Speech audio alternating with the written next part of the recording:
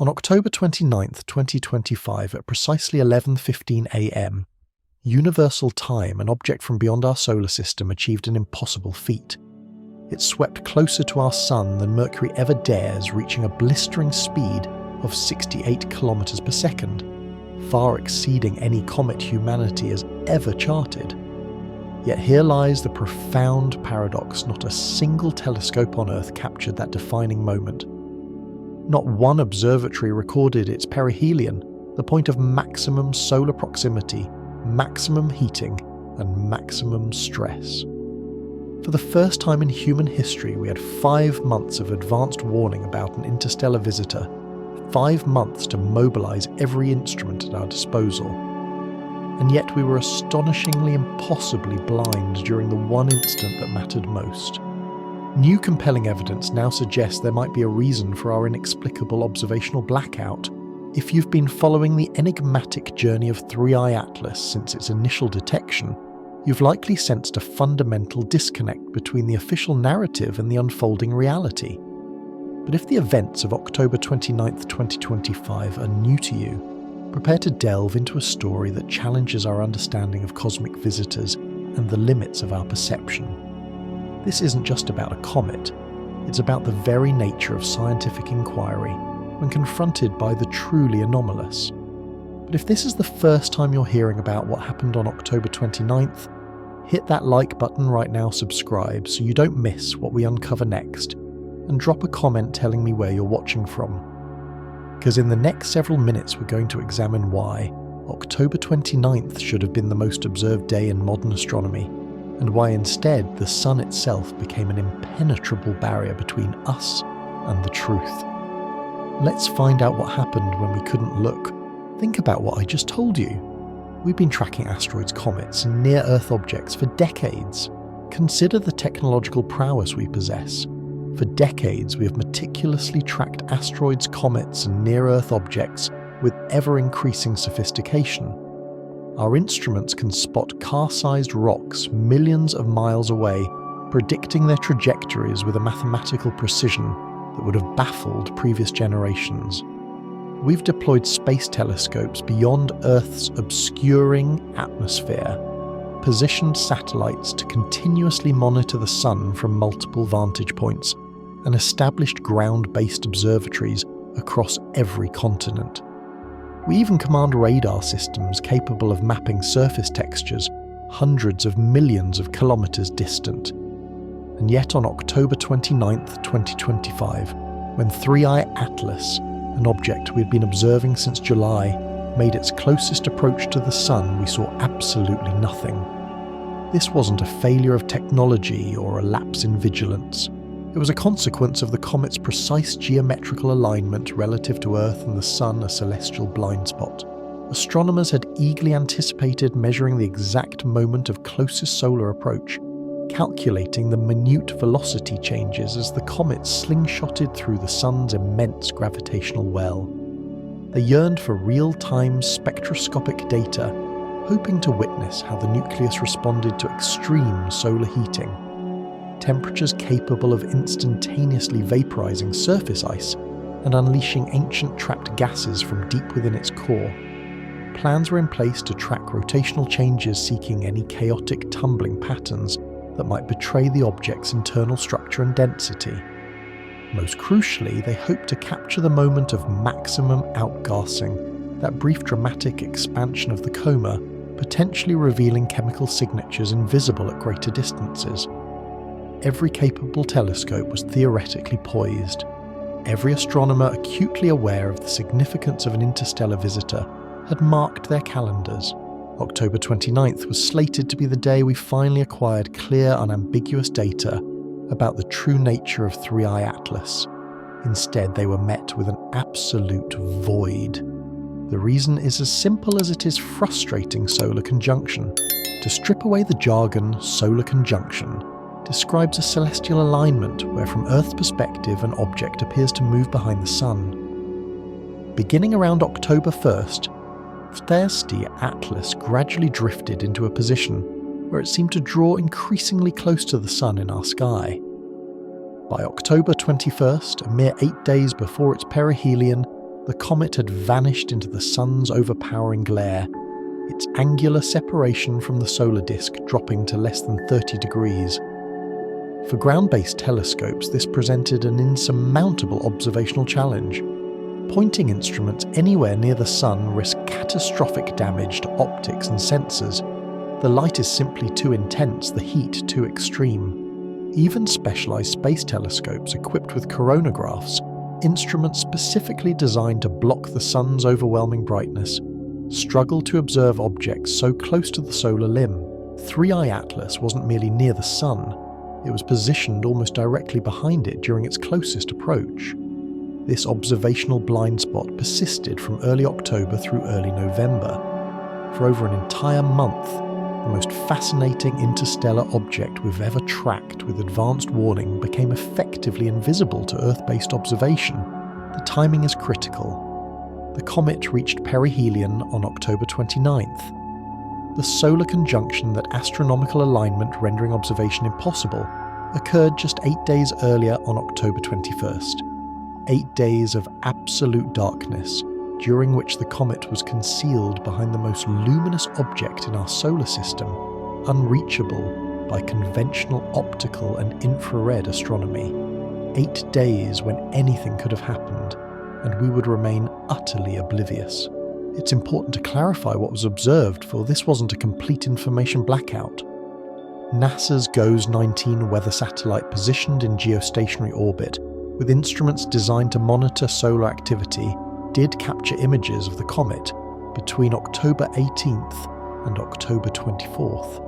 3i Atlas appeared at magnitude 12, bright enough to register on sensors not specifically engineered for deep space astronomy. The Solar and Heliospheric Observatory SOHO, stationed at the L1 Lagrange point between Earth and the Sun, recorded heliospheric data during the passage. These satellites provided crucial fragments of information. They confirmed the comet's trajectory, verified its continued existence, and offered rough brightness estimates. However, they couldn't deliver the detailed insights needed. They lacked the capability for precise spectroscopy, couldn't measure rotational dynamics, nor could they capture the specific spectral signatures that might differentiate a conventional comet from something truly anomalous. They saw the comet pass, but they could not discern what the comet was truly doing during its passage. And here's where the narrative takes a peculiar turn. This observation gap was not a surprise. Astronomers knew from the moment they first calculated 3i Atlas's trajectory back in July that its perihelion would occur during solar conjunction. They had 5 full months to strategize alternative observation methods. Options existed: coordination with Mars-based instruments, as the Mars Express orbiter was relatively close to the comet's trajectory. On October 3rd, positioned a mere 0.19 astronomical units away. Prioritizing brief windows of space telescope time before and after conjunction was another possibility. Optimal viewing geometries for other solar observation satellites could have been arranged, yet for reasons that remained frustratingly unclear, none of these alternative strategies were implemented at scale. When October 29th arrived, we were indeed watching, but from behind an impenetrable wall of solar radiation. The most important moment in 3i Atlas's journey through our solar system unfolded in complete observational darkness. This was not mere bad luck nor an oversight. It was the inevitable consequence of orbital mechanics and the geometry of our solar system. But it leaves us with an echoing question that no one is definitively answering. What truly transpired during those 8 crucial days when we couldn't see? Let's contextualize the luxury of time we possessed. When I say we were unprepared for October 29th, I don't mean we were caught off guard. This was fundamentally different from Oumuamua in 2017, when we discovered that object only after it had already passed perihelion and was racing away from the sun at hyperbolic velocity. Oumuamua's discovery shocked the astronomical community precisely because there was no warning, no opportunity to strategically position instruments, no chance to plan coordinated observation campaigns across multiple observatories. We spotted Oumuamua on October 19, 2017, and by the time we realised it was an interstellar object rather than a solar system asteroid, It was already outbound, fading rapidly, slipping beyond the reach of detailed spectroscopy. We had one chance, and we largely missed it. 3I Atlas, however, presented a different scenario. We had 5 full months from the moment the Atlas survey telescopes in Chile first detected the object on July 1st, 2025. At magnitude 18, it was faint, requiring sensitive instruments, but bright enough for modern equipment to track. The astronomical community immediately recognised something unusual was approaching. Initial orbital calculations placed it on the Near-Earth Object Confirmation page, the digital clearinghouse where preliminary observations are refined. Within weeks, additional data from multiple observatories around the world allowed for trajectory refinement. By mid-July, the verdict was unequivocal. This object was not gravitationally bound to our solar system. Its orbital eccentricity, that measure of how elliptical or hyperbolic a trajectory is, exceeded 1.0. In gravitational mechanics, an eccentricity above 1.0 signifies an escape trajectory. It arrived from interstellar space, and it would return to interstellar space after its brief visit. We were now tracking humanity's third confirmed interstellar object. To fully grasp the significance, consider its predecessors. When one were discovered in 2017, entered our solar system with a hyperbolic excess velocity of approximately 26 heliumons. The speed it carried beyond what our sun's gravity alone would provide the velocity it brought from interstellar space. It was fast geometrically peculiar and tumbled in ways suggesting either an elongated shape or an unknown mass distribution. Then in 2019 came 2I Borisov, the second confirmed interstellar visitor. Borisov arrived with a hyperbolic excess velocity of roughly 32 km/s, faster than Oumuamua, but still within the theoretical ranges for objects traversing the galaxy. Borisov behaved like a classic comet outgassing, developing a visible coma exhibiting spectral signatures consistent with our own solar system's comets. It was exotic because of its origin, but conventional in its behaviour within our star system. 3I Atlas is fundamentally different. Its hyperbolic excess velocity at perihelion reached approximately 58 km/s. Let that number resonate for a moment. It moved nearly twice as fast as Oumuamua, almost twice as fast as Borisov. This is not merely unusual. It pushes the extreme edge of what we expect from objects drifting through interstellar space. Such extraordinary speeds suggest either a significantly more energetic ejection from its origin system, a trajectory sculpted by complex gravitational interactions we don't yet understand, or perhaps something else entirely. Speed profoundly impacts how an object interacts with our sun's gravity, the duration of our observation window, and the physical stresses its nucleus endures during perihelion passage. A comet hurtling at 68 km/s during its closest solar approach is subjected to gravitational and thermal forces potent enough to tear apart a loosely bound rubble pile. Whatever 3I Atlas truly is, it must possess remarkable structural coherence to survive such an ordeal intact. By September 2025, astronomers had refined the trajectory of 3I Atlas to extraordinary precision. They knew perihelion would occur on October 29th. They knew the closest approach distance would be approximately 0.10136 astronomical units from the Sun, well inside Earth's orbit, but not dramatically so. They understood the comet's path would carry it almost perfectly along the ecliptic plane, the flat disk where planets orbit while approaching at a steep inclination of about 175 degrees. This inclination indicated retrograde motion, meaning the comet was travelling backward relative to the direction our planets orbit. Retrograde orbits, while not impossible, are uncommon among solar system objects, and strongly suggest an origin far removed from the gravitational influences that shape typical comet reservoirs like the Oort cloud. This was undeniably an outsider, something forged in conditions utterly distinct from the environment that gave birth to our planets. Crucially, by September, they also knew that solar conjunction would inevitably blind us during perihelion. The trajectory calculations made it glaringly obvious. On October 21st, the comet would slip behind the Sun from Earth's perspective, entering a zone of solar elongation less than 30 degrees, far too close for safe optical observation. It would remain in that zone through early November, long after perihelion had passed. Every astronomer reviewing the data comprehended the problem. They had months to prepare alternative observation strategies to coordinate with spacecraft, positioned elsewhere in the solar system, to prioritise this singular object above routine surveys and scheduled observations. Yet institutional inertia is a powerful, often immovable force.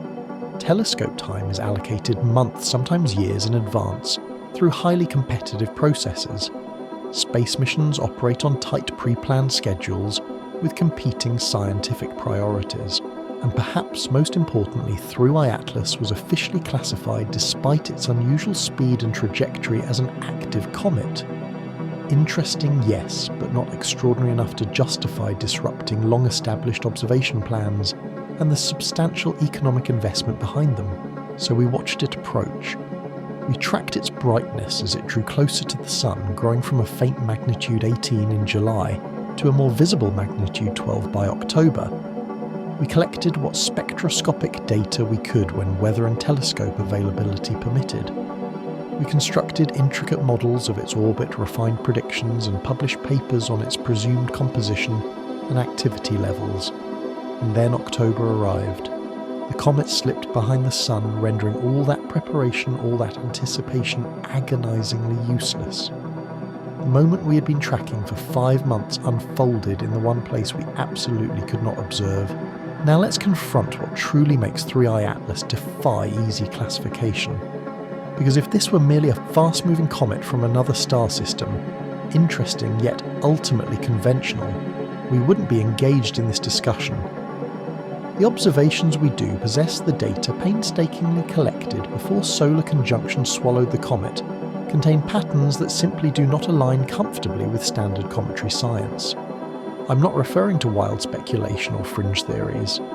I'm speaking of peer-reviewed findings, measurements taken by credible institutions using state-of-the-art instruments, analysed by astronomers whose primary interest lies in accurate, verifiable science, not sensationalism. These are the anomalies that persistently appear in the data, whether we wish them there or not. Let's begin with polarisation. When sunlight reflects off a comet's nucleus and its surrounding coma, it becomes polarised.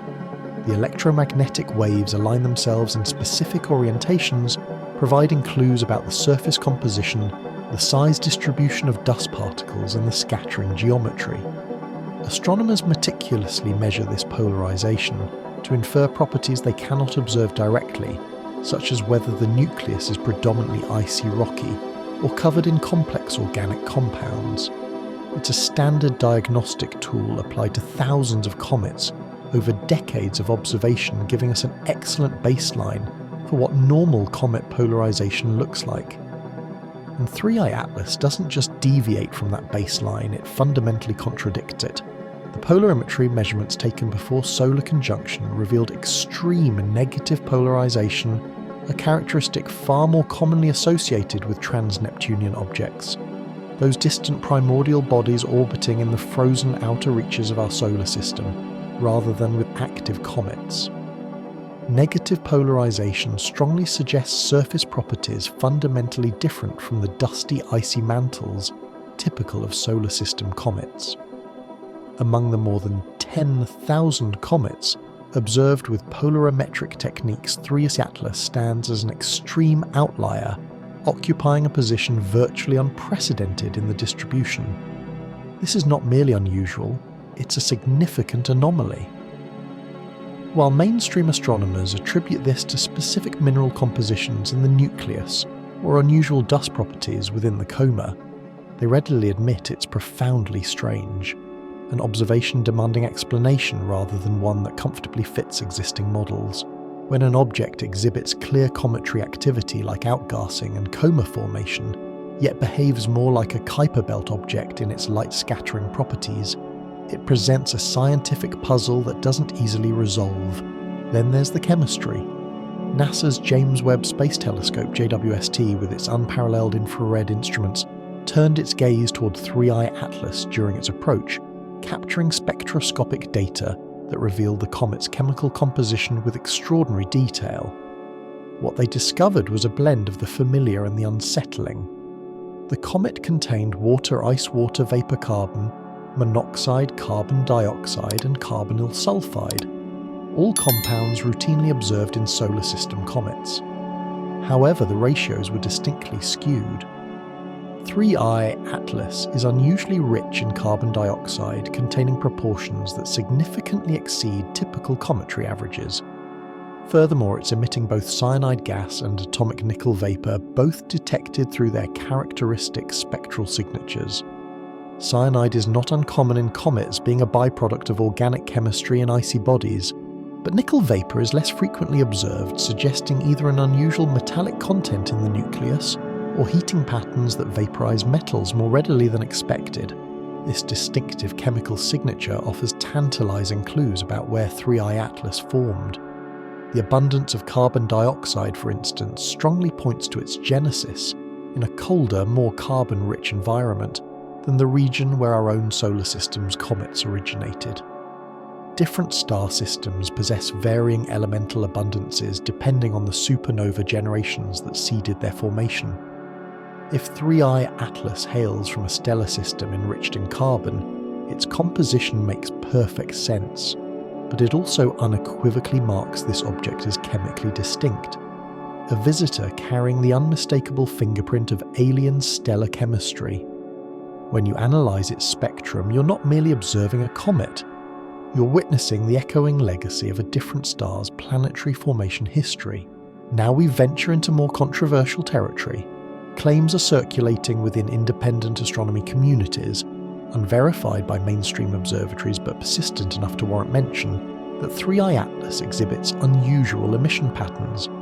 Specifically, some observers report detecting pulse signals in the 1.42 GHz frequency range, arranged in what appears to be a Fibonacci sequence 8 to 13, 8, 5, 13, 8. If substantiated, this would be an extraordinary finding. The 1.40 GHz frequency corresponds to the spectral line of neutral hydrogen, the most abundant element in the universe, and a frequency that SETI researchers have meticulously monitored for decades, under the assumption that any advanced civilization would recognize its universal significance for interstellar communication. A signal at this precise frequency, organized in a fundamental mathematical pattern like the Fibonacci sequence, would be nearly impossible to explain as natural outgassing or random emission. However, I must emphasize these claims remain unverified. No major observatory has publicly confirmed this pattern. No peer-reviewed paper has validated the methodology used to detect these purported pulses.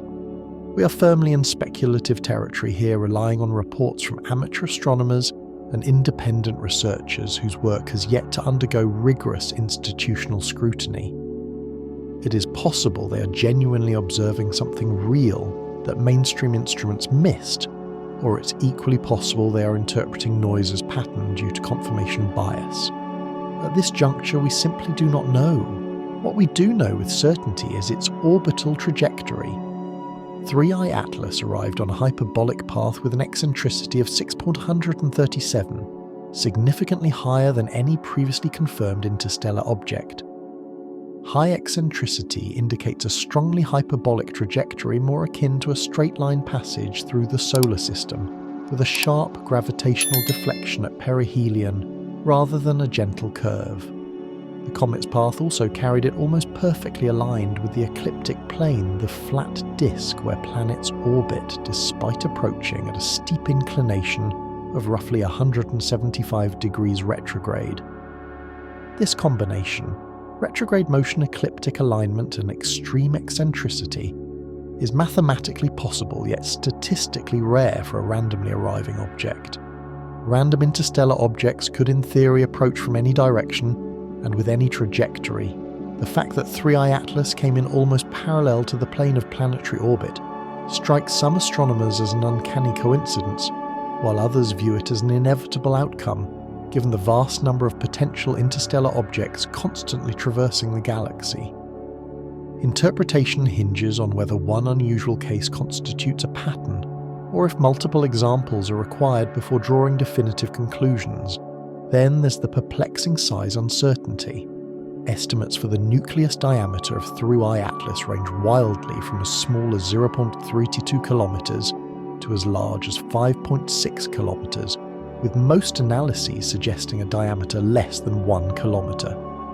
This represents an enormous range of uncertainty for an object we'd been observing for months. The fundamental problem is that observed brightness doesn't directly translate to size unless the object's reflectivity, its albedo, is precisely known. A small, highly reflective object can appear as bright as a large, dark object. Without direct imaging resolution sufficient to measure the nucleus's actual dimensions, we are forced to infer size from brightness, relying on assumptions about surface properties. And those assumptions might be incorrect. If 3I Atlas possesses an unusually high albedo, perhaps due to pristine surface ice or reflective mineral coatings, it could be much smaller than its brightness implies. A smaller size, however, introduces a different problem. How does a sub-kilometer nucleus produce the observed levels of outgas in comets? Outgas when solar heating vaporizes surface ices, but the rate of outgassing depends on surface area and internal heat retention. A smaller comet with high activity levels implies either unusually volatile ices or a composition we still don't fully comprehend. Taken together, these anomalies, the unprecedented polarization, the unusual chemical composition, the possible emission patterns, the extreme trajectory and the persistent size uncertainty, converge to create an object that profoundly resists comfortable categorization. Mainstream astronomers manage this by emphasizing cometary diversity, arguing that outliers exist. They contend that 3I Atlas is unusual, but not inexplicable, pointing to other comets with odd properties such as Hale-Bopp's surprising brightness, or Comet Ison's fragmentation behavior as proof that the comet category encompasses far more variation than we sometimes acknowledge. And they are, of course, correct. Anomalies do not automatically necessitate a non-natural origin. However, the clustering of these particular anomalies in a single object, an object moving faster than almost anything we've ever seen arriving from interstellar space on a trajectory that happened to conceal it during its most revealing moment, leads some observers to question whether we are truly considering all possibilities. Let's now examine the two competing frameworks attempting to explain what 3I Atlas actually is. This is where intellectual honesty demands presenting both sides without prematurely tipping the scales. You need to understand where each interpretation finds strength and where it struggles, allowing you to form your own judgment about which explanation most comfortably fits the available data. My purpose here is not to dictate belief, but to illuminate why this scientific debate exists in the first place. The mainstream interpretation is by scientific standards straightforward and parsimonious. 3I Atlas is an active comet originating from another star system ejected from its stellar home, perhaps, through chaotic gravitational interactions, a close encounter with a giant planet or perturbations from passing stars that destabilized its orbit. It then drifted silently through the vast emptiness of interstellar space for hundreds of thousands, perhaps millions of years, until its trajectory serendipitously intersected our solar system. As it approached, our sun's solar heating caused its surface ices to vaporize, producing the characteristic coma and outgassing we associate with comets. Its unusual speed while high is not physically impossible. Objects ejected from other star systems can attain significant velocities, depending on their origin circumstances. The peculiar chemical composition, rich in carbon dioxide and exhibiting unusual ratios of volatiles, simply reflects its formation in a different stellar environment, with distinct elemental abundances. Even the extreme negative polarization, though rare, can be plausibly explained by specific mineral compositions or unique dust properties that we have yet to fully characterize. Every anomaly within this framework possesses a plausible natural explanation that does not necessitate invoking extraordinary claims. Comets are inherently diverse, and interstellar comets are likely even more so, given they sample formation conditions across myriad different stars. Thus, 3I Atlas is interesting scientifically and valuable and worthy of continued study, but ultimately it is simply a comet. This interpretation boasts significant strengths. It aligns with Occam's razor, the principle that simpler explanations requiring fewer assumptions should be preferred, until compelling evidence forces us toward more complex models. It comfortably accounts for the bulk of the observational data. Brightness variations, spectroscopic signatures and outgassing rates all align with documented cometary behaviour observed in thousands of solar system objects. Crucially, it does not require postulating unknown physics or invoking non-natural origins, and perhaps most powerfully it represents the consensus view among institutional astronomers who have reviewed the available data. When NASA describes 3I Atlas in official communications, they refer to it as an interstellar comet. Full stop. No caveats, no speculation, no acknowledgement that anything truly unusual requires investigation beyond standard cometary science. The economic and strategic implications here are subtle but profound. Classifying it as a normal comet limits the justification for extraordinary resource allocation, such as diverting major space telescopes or coordinating complex multi-mission campaigns, thereby impacting budget allocation and international scientific priorities. However, there exists another interpretation championed most prominently by Dr. Avi Loeb, the Frank B. Baird Jr., professor of science at Harvard University and former chair of Harvard's astronomy department. Loeb is no fringe figure. He has authored hundreds of peer-reviewed papers, advised dozens of graduate students, and built a distinguished career studying black holes, cosmology, and the early universe. Yet he has also become the most visible advocate for seriously considering the possibility that some astronomical anomalies might indicate technological artifacts rather than purely natural phenomena. In Loeb's meticulous analysis, 3I Atlas exhibits 9 distinct anomalies that taken collectively resist comfortable classification as a typical comet. Loeb's framework is not a claim of certainty. He explicitly acknowledges that extraordinary claims demand extraordinary evidence and that the evidence for 3I Atlas remains incomplete. However, he forcefully argues that dismissing anomalies simply because they make scientists uncomfortable constitutes poor scientific practice. Let's examine his 9 points. 1. Extreme negative polarization, unprecedented among active comets. 2. Unusual chemical composition, particularly the high carbon dioxide abundance and nickel vapor. 3. Trajectory alignment with the ecliptic plane. Despite retrograde motion, an unexpected alignment. 4. Extraordinarily high speeds, 68 km/s at perihelion pushing theoretical limits. 5. Size to brightness ratio, suggesting either unusual albedo or non-standard surface properties. 6. Timing of solar conjunction, deliberately obscuring perihelion the critical observation moment. 7. Reported but unverified emission patterns. At 1. 42 GHz, possibly following a Fibonacci sequence. 8. Proximity to Mars. On October 3rd, just weeks before perihelion, a missed opportunity for a different observation angle. 9. Origin direction, calculated by Loeb to be within 9 degrees of the source direction of the famous WOW signal detected in 1977, a narrowband radio signal that remains unexplained for nearly 5 decades. That final point, the connection to the WOW signal, demands elaboration, as it is both the most speculative and for many the most fascinating. On August 15, 1977, Ohio State University's Big Ear Radio Telescope detected a strong narrowband signal lasting 72 seconds, appearing in a frequency range highly consistent with artificial transmission. The signal was so striking that astronomer Jerry Eman famously wrote, "Wow," in the margins of the printout. Despite numerous subsequent attempts to redetect it, the signal never recurred and its origin remains unknown. Mainstream SETI researchers generally attribute it to a terrestrial interference source or a natural astrophysical phenomenon not yet fully understood. However, Loeb's analysis suggests that 3i Atlas originated from a region of sky only 9 degrees away from the WOW signal's source direction. He calculates the probability of this alignment occurring by chance as approximately 0.6%, a low probability but not impossibly low.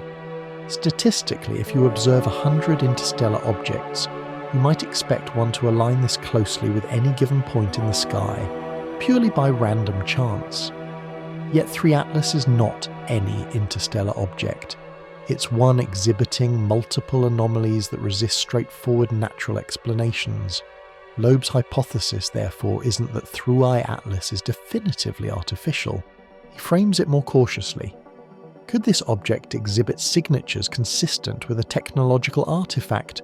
Perhaps an autonomous probe or a derelict spacecraft tumbling through space? Could some of the anomalies, particularly the polarization and possible emission patterns, indicate engineered materials rather than natural ice and rock? He emphasizes that resolving this profound question requires better data, precisely the observations we failed to obtain during perihelion due to solar conjunction. But he also argues that genuine scientific progress is made by rigorously investigating outliers, not by prematurely explaining them away to fit comfortable paradigms. The fundamental tension between these two interpretations boils down to how one weighs anomalies. If you adhere to the view that comets are diverse enough that any single anomaly can be accommodated within the spectrum of natural variation, then 3 Atlas is simply an unusual comet. But if you believe that the clustering of multiple anomalies in a single object warrants closer scrutiny, especially when that object also happened to be hidden during its most revealing moment, then you begin asking fundamentally different questions. You might start to wonder if our categorical framework, natural versus artificial, is too rigid, whether hybrid possibilities exist that we haven't yet considered. What if 3i Atlas is a natural comet that coincidentally passed through a region of space containing technological debris, accumulating surface coatings or embedded fragments that alter its observational signatures? What if it's an ancient artifact launched millennia ago by a civilization long departed, now defunct and tumbling through space, appearing indistinguishable from a comet except under the most rigorous spectroscopic examination? These are not questions that can be definitively answered with our current data. That is the frustrating reality. We possess suggestive anomalies but no smoking gun. We have competing frameworks, each explaining different subsets of data better than the other, but no single framework that comfortably accommodates everything. And we have an enduring observation gap during perihelion that tragically prevents us from obtaining the very measurements that might resolve this profound debate. Either explanation, natural comet or technological artifact, remains plausible, but the mere possibility, the very fact that we're even having this conversation, with peer-reviewed research supporting the investigation of both sides, tells us something critically important about our current understanding of what traverses the vastness of the galaxy. Here we confront the central mystery that elevates 3i Atlas beyond a mere astronomical curiosity. The timing of solar conjunction relative to perihelion was not a stroke of bad luck, nor an oversight by astronomers who could have planned better. It was the inevitable consequence of the comet's trajectory, predetermined from the moment 3i Atlas entered our solar system, locked into place by orbital mechanics that could not be altered without invoking unobserved forces. And that inevitability raises a question that few dare to ask directly. If one were to design a trajectory to pass through our solar system, while remaining unobservable during its most revealing moment, could one do better than 3 Atlas's actual path? Let me elaborate on the geometry so you fully grasp the stakes. On October 21, 2025, 8 days before perihelion 3i Atlas crossed behind the Sun from Earth's perspective. The technical term is solar conjunction, the moment when an object's angular separation from the Sun as viewed from Earth becomes so minimal that observation is rendered impossible without risking catastrophic damage to telescopes. For 3i Atlas, this conjunction was not brief. Beginning in early October, the comet's solar elongation dropped below 30 degrees, entering a zone where even advanced space telescopes struggle to collect useful data. By October 21st, elongation reached its absolute minimum, with the comet positioned almost directly behind the Sun. It remained in this observational dead zone through early November, more than a week past perihelion. Consider the profound significance of perihelion for a comet. It is the moment of maximum solar heating, when the nucleus experiences temperatures capable of vaporizing subsurface ices and driving out gassing rates to their absolute peak. It is when thermal stress can potentially fracture the nucleus, revealing its internal structure. It is when any unusual properties, abnormal albedo, unexpected composition, surface features inconsistent with natural formation, become most detectable, because the object is at its brightest and most active. For an interstellar visitor, perihelion is the quintessential moment when we can hope to ascertain its true composition, how it responds to our sun's radiation, and whether it behaves like objects formed in our stellar neighbourhood, or reveals characteristics entirely alien to solar system bodies. Missing perihelion observation is akin to preparing for months to conduct a crucial interview only for the subject to cancel at the very last second. You retain preliminary information, but you irrevocably lose the chance to ask the truly probing questions that matter most. Astronomers were acutely aware this gap was coming. The trajectory calculations performed in July and meticulously refined through September made it abundantly clear that perihelion and solar conjunction would almost perfectly coincide. They had months to coordinate alternative observation strategies. Why didn't they? Part of the answer lies in institutional inertia. Telescope time is allocated through highly competitive proposal processes months or even years in advance. Redirecting a major space telescope like the James Webb Space Telescope or Hubble toward an unscheduled target demands a scientific justification robust enough to displace already approved science programs. And 3i Atlas, despite its unusual characteristics, was not classified as extraordinary enough to warrant such a significant disruption to planned scientific endeavours and their associated multi-million-dollar budgets. There's also the Mars angle, which remains frustratingly under-discussed in mainstream coverage. On October 3rd, 2025, Mars was positioned at a mere 0.19 astronomical units from 3i Atlas's trajectory, significantly closer than Earth would get at any point during the comet's passage. Mars Express, the European Space Agency's venerable orbiter studying Mars since 2003, carries instruments perfectly capable of observing comets from a completely different vantage point than Earth. Had coordinated observations been prioritised, Mars Express could have provided invaluable spectroscopic data during the precise period when Earth-based telescopes were blinded by solar conjunction. However, as of early December 2025, no public data has been released from Mars Express confirming whether the spacecraft targeted 3i Atlas, and if so, what it observed. That silence is intriguing. It might mean nothing. Data processing for complex planetary missions is notoriously time-consuming, often measured in months, and ESA's operational schedules don't prioritise rapid public disclosure.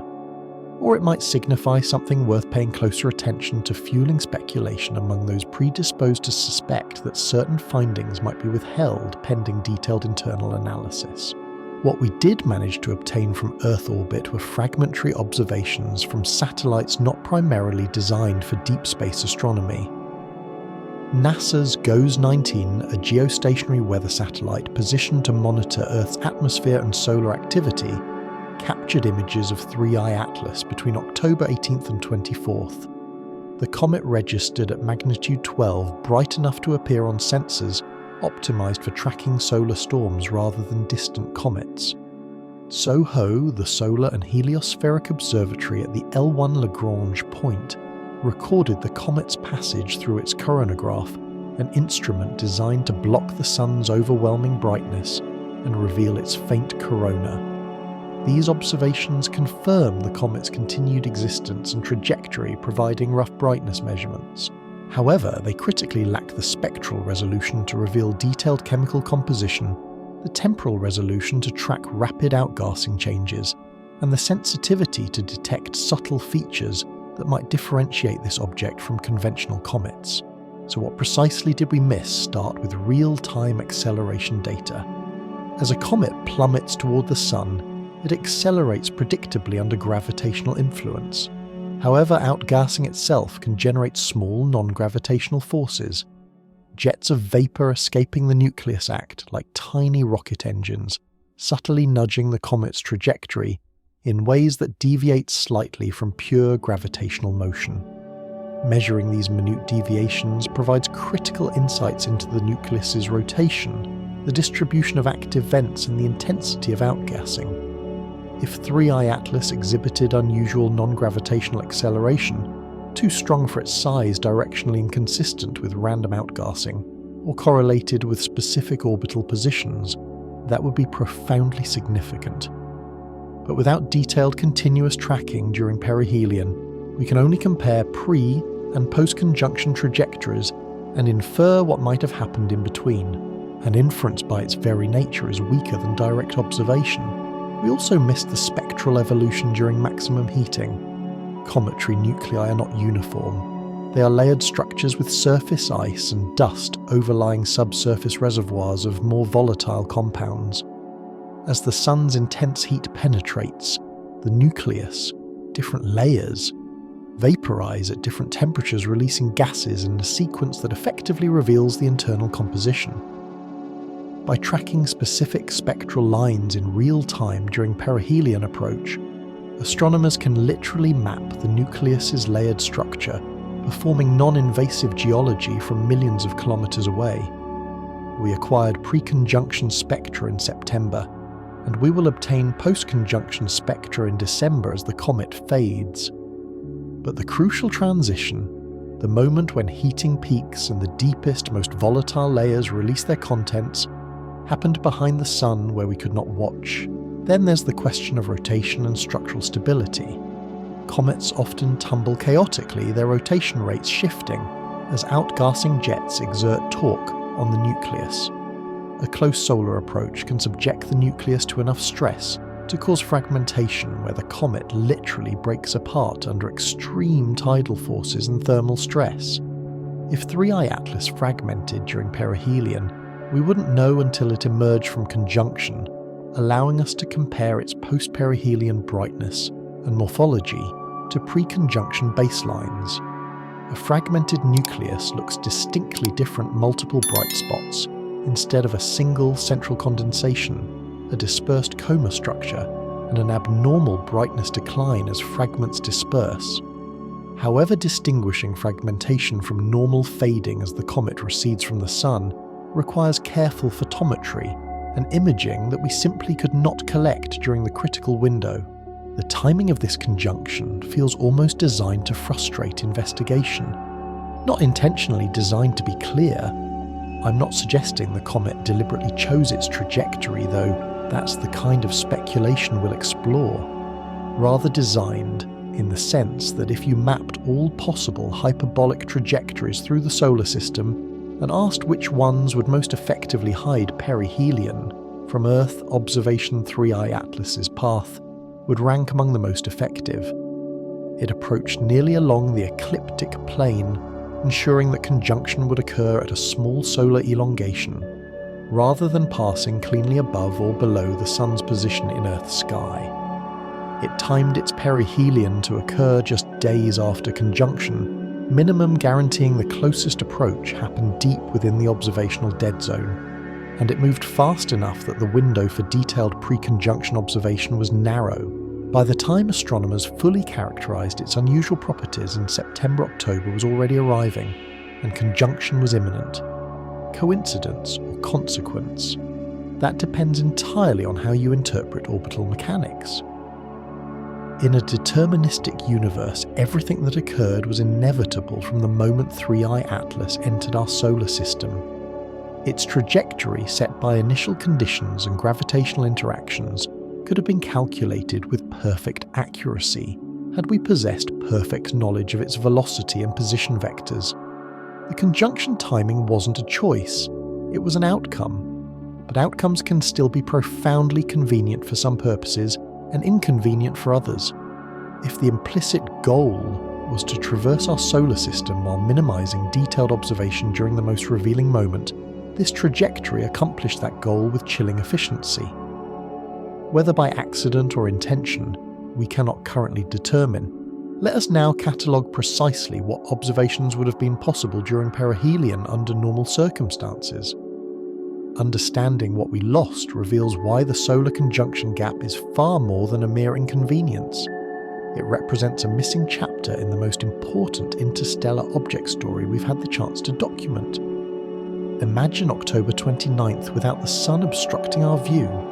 Imagine every major telescope and space-based observatory meticulously trained on 3i Atlas as it reached maximum velocity, maximum brightness, maximum outgassing. What would they have seen? The James Webb Space Telescope, JWST, positioned at the L2 Lagrange point far from Earth, carries near-infrared and mid-infrared instruments capable of detecting thermal emission from cometary nuclei.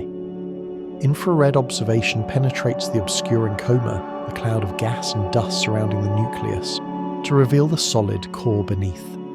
During perihelion, when intense solar heating drives the nucleus temperature significantly above 200 Kelvin, thermal infrared signatures become strong enough to map the surface temperature distribution across the nucleus.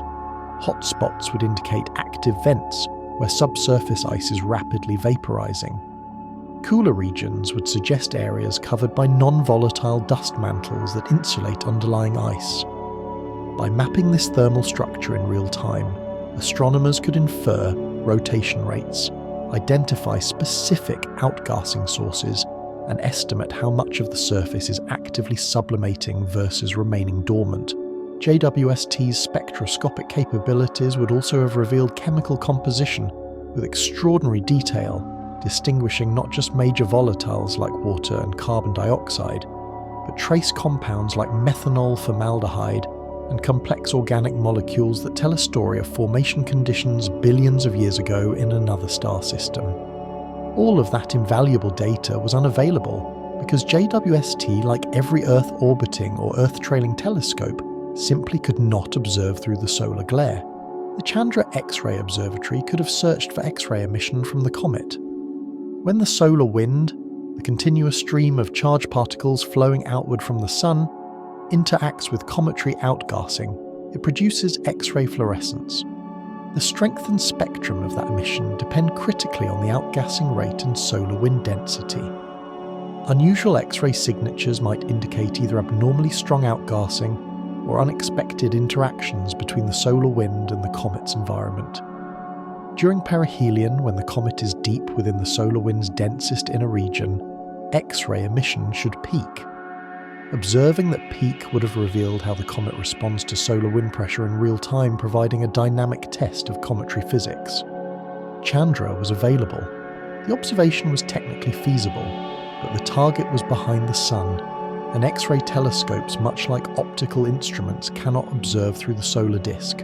Ground-based radio telescopes could have conducted sensitive searches for emission at specific frequencies. I mentioned earlier the unverified reports of 1.42 GHz signals arranged in Fibonacci patterns. Setting aside the credibility of those reports for a moment, the 1.42 GHz line corresponds to neutral hydrogen, and comets do emit radio frequency signals through various mechanisms: molecular transitions, maser emission from excited molecules, interaction with the solar wind's magnetic field. Perihelion. When outgassing and solar interaction reach maximum intensity, is the optimal time to search for unusual radio signatures. A coordinated campaign involving multiple radio observatories, the Very Large Array in New Mexico, Alma in Chile, had Arecibo still been operational, could have conducted sensitive searches for narrowband or pattern signals that might differentiate this object from normal comets. But radio observation also requires knowing precisely where to point, and with the comet hidden behind pervasive solar radio noise, targeting precision suffers enormously. Opportunities were unequivocally missed. Even the Hubble Space Telescope, aging but still remarkably powerful, could have contributed ultraviolet spectroscopy during perihelion. UV observation reveals excited atomic and molecular species in the coma, oxygen, carbon, hydrogen, that glow at specific wavelengths when energized by solar photons. The UV spectrum acts like a fingerprint of cometary activity, showing which molecules are being destroyed by sunlight and at what rates. Comparing pre-perihelion and post-perihelion UV spectra would reveal how the comet's activity evolved, whether new volatile species emerged from deeper layers as heating intensified, and whether the destruction rates matched theoretical models for comets of this size and composition. Hubble's observing schedule is notoriously oversubscribed, but the perihelion of an interstellar object is precisely the kind of time-critical event that justifies interrupting routine observations. Yet no Hubble data from October 29th has appeared in public archives, strongly suggesting the observation either wasn't attempted, or if attempted wasn't successful due to the solar glare. What about ground-based optical telescopes? Under normal circumstances, a magnitude 12 comet at 0.136 astronomical units from the Sun is easily observable with moderate-sized telescopes. Professional observatories and even skilled amateur astronomers with high-end equipment can collect useful data for trajectory tracking, brightness variations, spectroscopy, albeit at lower resolution than space telescopes, but still sufficient to detect major emission lines and imaging to resolve coma structure and search for fragmentation or asymmetries. A coordinated campaign involving dozens of observatories at different longitudes ensuring 24-hour coverage could have provided continuous monitoring through perihelion. Instead, the comet's position within 30 degrees of the Sun rendered even twilight observation risky and largely impossible. Ground-based observers were by necessity sidelined. The data gap extends into behavioural observation too. Comets can exhibit sudden outbursts, brief intense episodes of activity where brightness spikes by several magnitudes over hours or days. These outbursts remain poorly understood, possibly triggered by sudden exposure of buried volatile-rich pockets, or by structural collapses within the nucleus. If 3I Atlas experienced an outburst during perihelion, we would have absolutely no way of knowing directly. The pre-conjunction data from September shows steady activity, and post-conjunction data from December will show whatever state the comet is in now. But the critical transition, the moment of potential anomalous behaviour, remains invisible. Any unexpected, brightening rapid spectral changes or emergence of new chemical species would be hidden in that observational shadow. There's also the tantalising question of what Mars-based instruments might reveal. I mentioned Mars Express earlier, positioned at a mere 0.19 astronomical units from the comet's trajectory on October 3rd. While Mars rovers and orbiters carry cameras and spectrometers primarily designed for surface geology, not deep space astronomy, they have occasionally been repurposed for astronomical observation.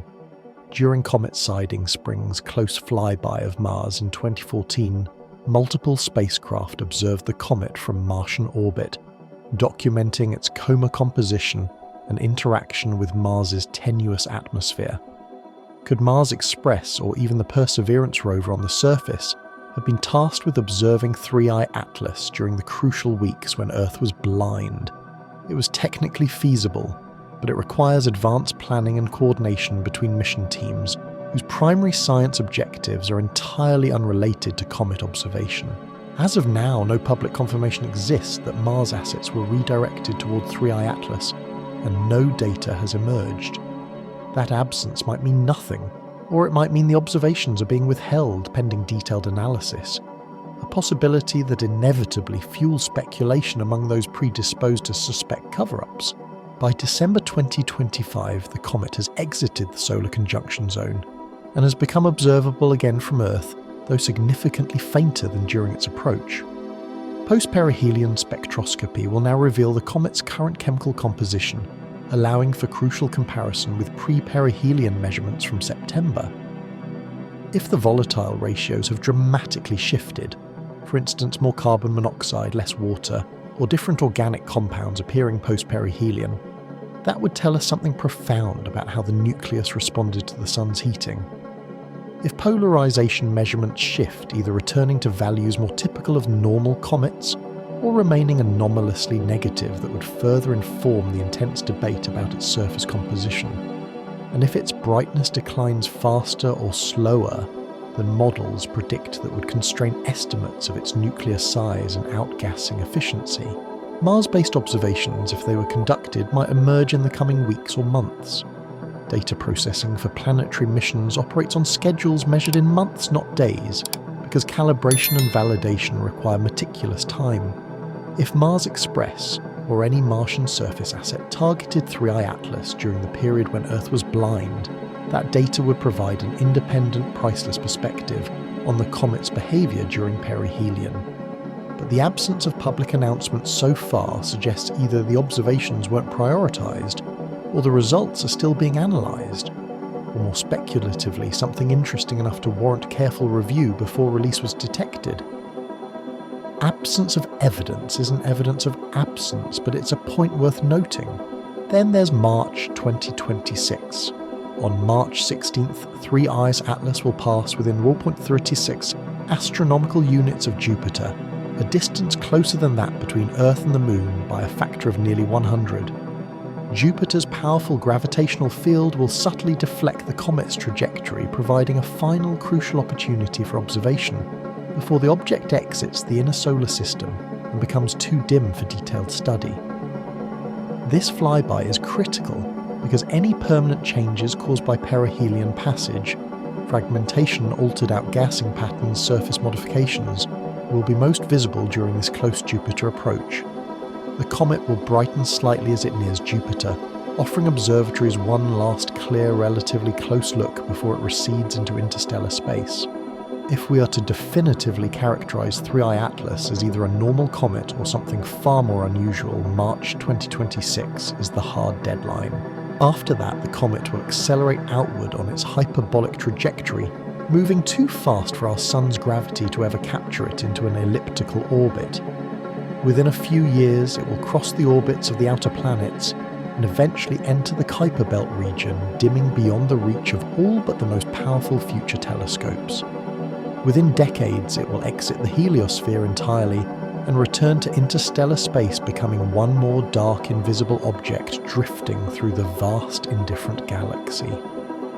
If we haven't answered the key questions by then, what it's truly made of, why its polarization is so unusual, whether the purported emission patterns were real, and how it relates to the broader context of interstellar objects, we likely never will. The window is closing rapidly. The larger significance of 3I Atlas extends far beyond this single object. Every interstellar visitor we detect provides invaluable insights into conditions in other star systems, into planetary formation processes, operating in environments unlike our own, and into the immense diversity of objects moving through the galaxy. If 3I Atlas is ultimately a comet, it is an extreme example pushing the boundaries of what we thought comets could be.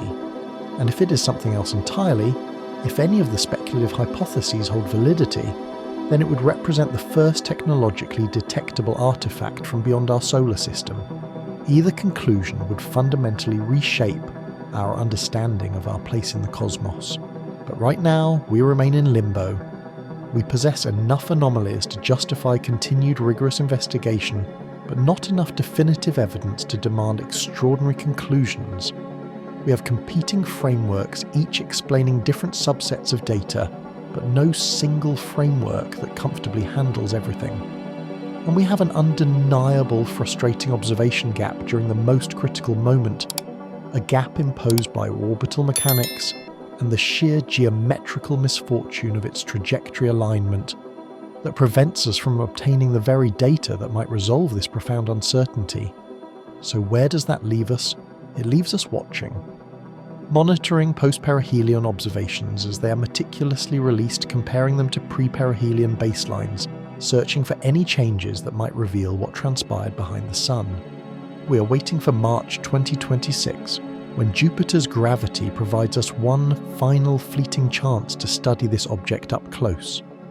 We are paying close attention to whether any Mars data emerges, and what it might say if it does. And we're compelled to ask the questions that institutional astronomy sometimes avoids, not because those questions are unscientific, but because they profoundly challenge comfortable assumptions about what we expect to find when we gaze skyward. 3i Atlas came from somewhere. It is returning to somewhere. And during its brief enigmatic passage through our solar system, it behaved just strangely enough to make us wonder whether we are looking at a comet shaped by alien stellar chemistry, or whether we are looking at something built. I don't have the answer. Nobody does. Not yet. But the very fact that we are asking the question at all based on peer-reviewed observations and rigorous analysis tells you that something about this object simply does not fit the patterns we've learned to expect. Whether that misfit is natural variation or artificial design, we may learn by March 2026. Or we may watch the comet fade into darkness still uncertain, still wondering what we truly missed on October 29th, when the sun blocked our view and the universe kept its most tantalizing secrets. Drop a comment below and tell me, do you think we're looking at an unusually anomalous comet or something more? What specific observations, if they were available, would convince you either way? And are you ready to wait until March 2026 to find out what happens when 3i Atlas passes Jupiter and we get our last clear look? Because this mystery isn't over, it's just beginning, and you are here at the pivotal moment when we still have a chance to solve it. Let's see what comes next.